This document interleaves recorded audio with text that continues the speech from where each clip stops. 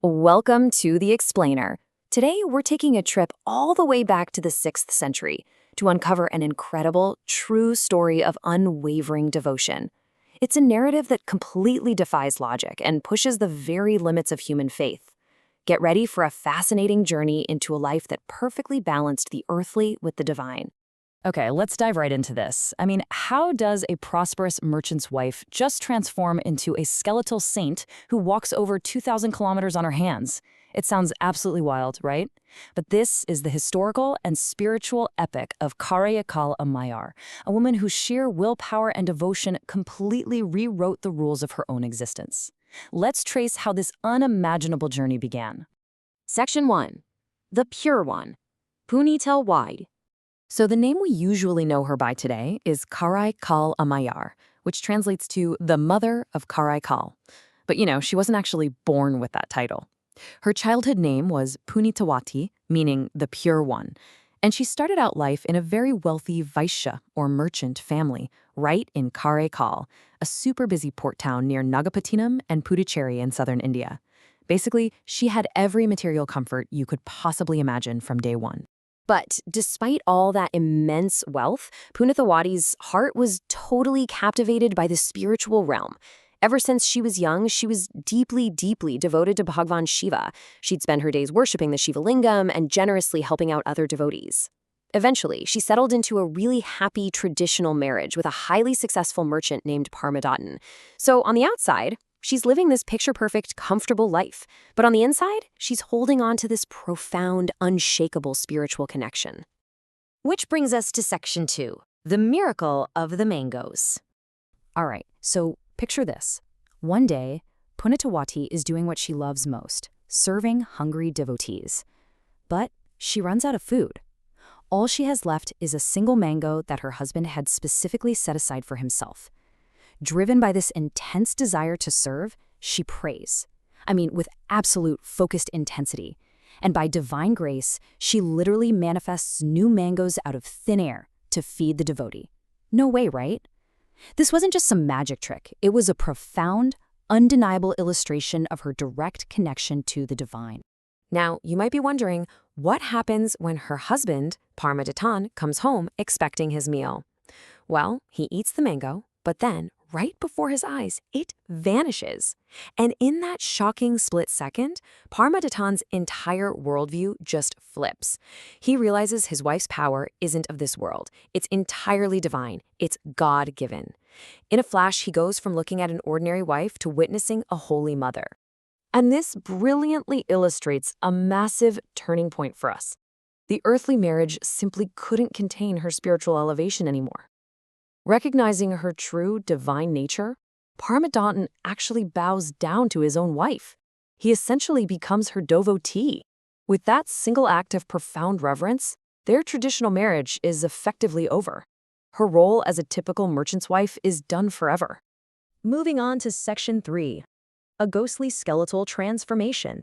So, completely freed from her marital obligations, Punitawati turns entirely to Bhagavan Shiva with this incredibly radical plea. She says, "I no longer desire this body. Grant me a ghostly form fit only to sing thy glory." Just let that sink in for a second.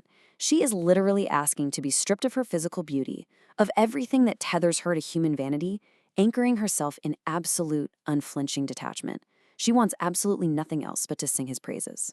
And you know the incredible part? Bhagavan Shiva actually grants her wish. In a shocking, awe-inspiring moment of divine intervention, her earthly beauty is entirely stripped away.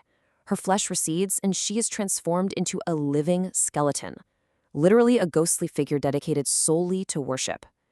This right here is the exact moment she truly becomes the skeletal mother, the Karaikal Ammaiyar. Section 4. Pilgrimage to Mount Kailash. Over 2,000 kilometers. Let the sheer, staggering scale of that holy pilgrimage sink in for a minute. She was traveling from the southern tip of India, from Karaikal, all the way up into the towering, freezing peaks of the Himalayas to reach Mount Kailash. But honestly, the distance isn't even the most astonishing part of this journey. Out of this profound reverence for the sacred ground of Kailash, she flat out refused to place her feet upon it. Instead, she walked the entire final distance upside down, on her hands. The physical pain, the absolute exhaustion, the immense toll of traveling like that is just unimaginable. Yet she did it purely out of love and respect for the divine.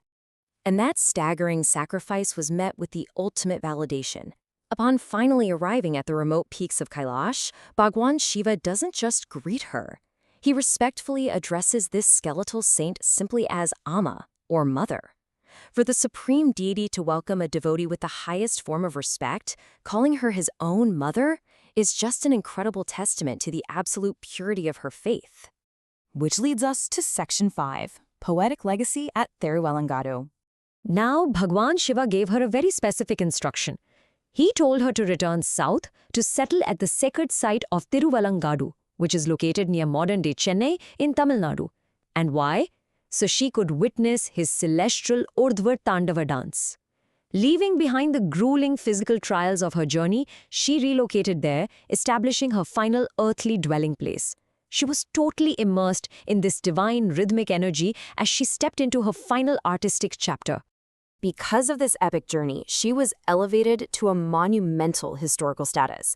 She is honored as one of the 63 Nayamars, the elite defining Shaivite saints of the medieval Bhakti movement. It's truly fascinating to see how this one woman's deeply personal journey of extreme devotion impacted and literally shaped an entire religious tradition. Now, what's really interesting about this slide is that Karaikal Ammaiyar wasn't just an unparalleled devotee. She was a brilliant poet.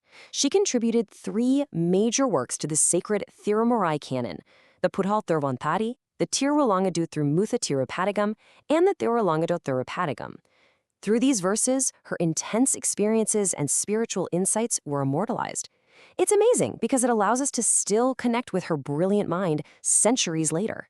Basically, her entire existence, from those extreme physical sacrifices to her beautiful, lasting words, is defined by 2 core intertwined concepts.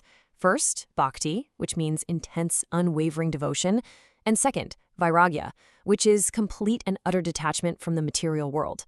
She's so beautifully synthesized, the letting go of everything earthly to hold tightly onto everything divine. So, what does this all mean for us? When confronted with the extreme bhakti and vairagya of Karaikal Ammaiyar, what does true dedication look like in your own life? We might not be praying to give up our physical forms or walking on our hands across entire continents for sure, but her epic story forces us to pause and ask, what are we truly devoted to? And what material things might we need to detach from to reach our own goals? Thank you so much for joining me for this explainer. Keep reflecting and keep learning.